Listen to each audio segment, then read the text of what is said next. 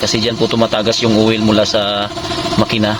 Kaya naging ganito yung resulta niya. Hinanap po kahit saan dito, wala namang tagas dito sa oil seal ng cambio at saka sa drain plug wala naman.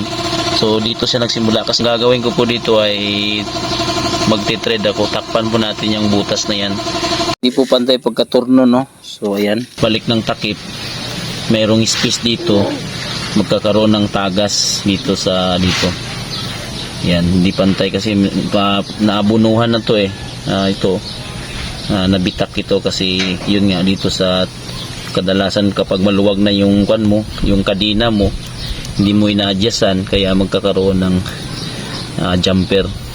Tatalon tong kadena na to ay maghaharang yan dito sa kwan, kaya yung kadalasan ng iba, kadalasan dito ay mabitak. So ito ay nabitak na po.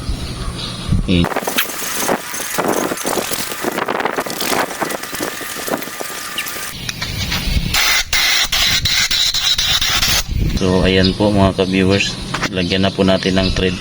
Tatakpan po natin yan kasi dyan dumadaan yung oil, no?